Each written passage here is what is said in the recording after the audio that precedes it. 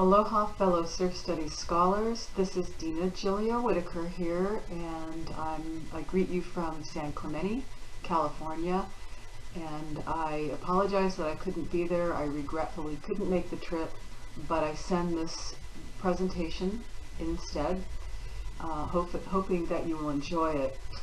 The name of this presentation is actually an excerpt from a larger project that is scheduled for inclusion in Dexter Zavalza-Hosny and Alexander Eastman's upcoming book, Critical Surf Studies Reader, and it's titled Appropriating Surfing and the Politics of Indigenous Authenticity. And this shorter excerpt is called Will the Real Father of Modern Surfing Please Stand Up? Do Kahanamoku, George Freeth, and Indigenous Authenticity in American Surf Culture. I hope you enjoy it. If you have any questions about the project, feel free to email me at dinagwhitaker@gmail.com, or Dina, you can find me online at my website at dinagwhitaker.wordpress.com. Have a great time and enjoy the presentation.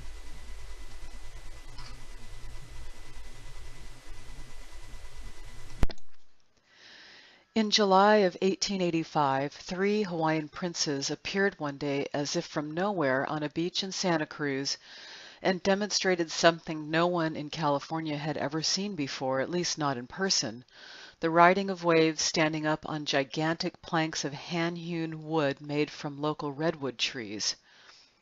Adopted sons of King Kalakaua and his wife, the Queen Consort Kapiolani, the princes were students at an elite military academy across the mountains in San Mateo, but had family in Santa Cruz, where they would come to stay on weekends.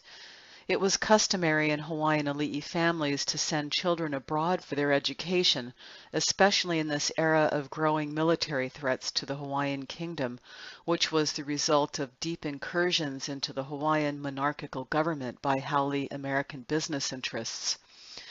American expansionism was in full swing. On the continent, the Indian Wars were still raging, and a genocidal campaign for territorial conquest carried out by methods of both physical extermination and forced assimilation. With the Spanish-American War just a few years away and a needed military presence in the Pacific, Hawaii became the next target for American conquest. The tried-and-true social Darwinist ideologies of white supremacy and indigenous inferiority that provided the rationale and justification for American imperialism on the continent animated America's relationship with Native Hawaiians as well.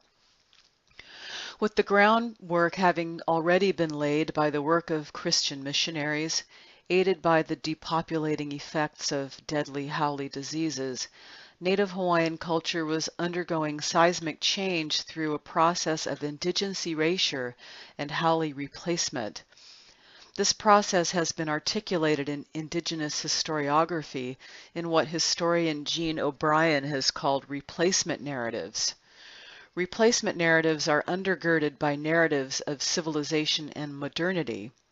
White settlers are civilized and modern, while backward savage natives are the antithesis to modernity and indeed an impediment to progress. In a world driven by a philosophy of manifest destiny, white settlers thus become the rightful inheritors of indigenous lands. The 19th century native comes to be known as the vanishing race in the U.S. and Hawaii. When and where indigenous peoples were recognized to still exist, based on 19th century scientific racist ideology, native authenticity became a matter of blood purity. As Native Americans and Native Hawaiians intermarried outside their cultures, they came to be seen as less authentically native, despite their ties to culture and family. In both contexts, the determination of indigeneity based on precise measurements of blood degree, called blood quantum, were put in service to processes of land dispossession. The less natives there were, the more land could be made available to settlers. It is during this turn of the century time period of the safely disappearing native that the savage native becomes the noble if tragic savage in American culture. The noble savage is tragic by virtue of his rapidly approaching demise, and the half-breed or mixed blood is tragic because he is in a netherworld of non-belonging. He belongs neither in the native world nor in the white world. He can be fully neither. As a native, the mixed blood is inauthentic, while the authentic full-blood native is the last of his kind by virtue of his perceived blood purity. It is in this context that modern surf culture has its roots, though it hasn't been written about in this way in surf history narratives. The way surf culture history has been written is largely outside the social reality of indigenous racial stratification and the obsession with indigenous authenticity and erasure that governs social and political relations in Hawaii. Surf culture has been written by popular historians as a subculture relatively free of racism since its beginnings in colonial Hawaii. Recent scholarship, however, has begun to counter this paradigm. As the work of Isaiah Helekunihi Walker has shown, in post-overthrow Hawaii, the surf zone was a site of political and racial conflict, one of the few arenas of life where politically disempowered Native Hawaiians could exert a sense of sovereignty and resistance to colonial oppression. Walker, along with John Clark, are the first to challenge the narrative of surfing as an extinct sport that haole settlers were destined to revive. That surfing experienced a decline in the 19th century is indisputable, but how we describe the decline, i.e. decline versus extinction, is crucial to understanding the way the conventional historical narrative of surfing unfolds from this point. Characterizing the sport as dead or extinct sets up a dialectic rendering an implied need for rescuing, and this is precisely what has been perpetuated through decades of popular surf culture literature. And in this narrative, who rescues surfing from its neglect by Native Hawaiians, thus preventing its inevitable final demise? None other than a group of elite white male haoles, many of whom were responsible for the political overthrow of the independent nation of Hawaii. Until this more recent scholarship, race has been largely dismissed or portrayed as inconsequential and analyzed outside the broader context of American relationships with indigenous populations in the U.S. and beyond. A figure who has also been underanalyzed in surf history is George Freeth. He was instrumental in surfing's quote-unquote renaissance, and as a mixed-blood Native Hawaiian, Freeth stood at the intersection of several historical processes, which I argue exposes previously unacknowledged dynamics in the way surf culture has been perpetuated, especially when viewed through the lens of race. George's role in surf history is emblematic of how the racial dynamics of dynamics during surfing's renaissance has been downplayed for over a century. In order to conduct a thorough analysis of George Freeth, however, it is first necessary to understand the events that led up to Freeth's notoriety, or lack thereof, in the literature. In the conventional telling of it, surfing's extinction would be reversed thanks to the efforts of globe-trotting adventurer Alexander Hume Ford, and with the help of fellow traveler Jack London, and due undoubtedly to the happy coincidence that both were professional writers with the power of the pen to influence how the story of surfing's resurrection would occur. London and Ford in effect presented themselves as the great white hope for the salvation of the Hawaiian sport. For example, London would write in 1917, quote, "Not only did the Hawaiian-born not talk about surfing, but they forgot about it. Just as the sport was at its dying gasp, along came one Alexander Ford from the mainland, and he talked. Surfboarding was the sport of sports. There was nothing like it anywhere else in the world. They ought to be ashamed for letting it languish. It was one of the island's assets, a drawing card for travelers that would fill their hotels and bring them many permanent residents." Unquote. With Ford's founding of the Outrigger Canoe Club in 1908, surfing's rescue by Haole elites would be secured thanks to the membership of pro-annexationists like Sanford P. Dole, J.P. Cook, and Lauren Thurston. In contrast, the Huinalu Club was formed by a group of Native Hawaiians as a way to escape the racism of the Outrigger members. Contrary to popular surf histories, Isaiah Walker points out that Huinalu formed not as a knee-jerk reaction to Outrigger, but that the roots of Huinalu can be seen as early as 1905, well before the Outrigger Club's formation. Here is where conventional surf historians part company on the issue of race, and by extension, underdetermine the role race had in the shifting landscape of political power in Hawaii and how it played into the historical surf narratives. If it's mentioned at all, it's given only a passing glance. Racism in Hawaiian surf culture is disconnected from asymmetrical relations of power and the recent American depredations against the Hawaiian Kingdom government, hence it is depoliticized. Westwick and Newshill, for instance, argue that a sharp distinction of Huinalu as a purely Native Hawaiian organization blurs the fact that it was comprised of Native and non-Native members, and make the dubious claim that 2 of the 3 founders were Haole. They also note that George Freeth was a charter member, but refer to him as, quote, ethnically only 1/4 Hawaiian, unquote. This for them begs the question about who was a Native Hawaiian. As they write, open quote, was it just someone born there, or was it determined by ethnicity, and if so, what degree of Hawaiian ancestry qualified, unquote. And then they go on to talk about the Creole nature of the population. Thus, instead of connecting Haole racism to broader political relationships rooted in imperialism and colonialism, in this line of analysis, racial tension comes among the surf clubs is more a local conflict of defining who is and who isn't Native based on the fetishized common sense understanding of blood quantum as the sole arbiter of cultural authenticity. It is in this era of the founding of the Outrigger Surf Club that we see the Americanization of surfing, as Scott Lauderman calls it, and its commodification through the crusading efforts of Alexander Ford's vision to deploy surfing in the service of tourism. Converging surfing with tourism was no less than the process of appropriating surfing as a Haole sport, because Haoles did, after all, save it from extinction.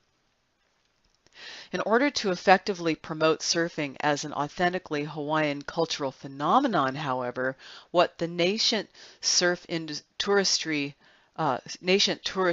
industry needed was an ambassador, a recognizable icon that embodied everything that Haole tourists expected from their prospective Hawaiian experience.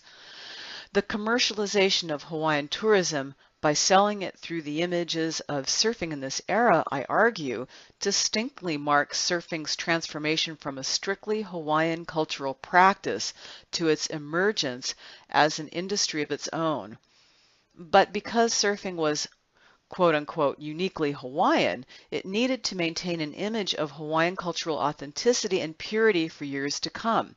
Whoever its ambassador was, it had to be an appropriate Hawaiian body, one that unambiguously portrayed all that was purely Hawaiian, who could surf and play the part well. 2 particular people were at the forefront, George Freeth and Duke Kahanamoku, but as time has shown, only one would earn the title as the father of modern surfing. The deep friendship between George and Duke is well documented, and it is well known that George had been Duke's athletic mentor, coach, and elder waterman.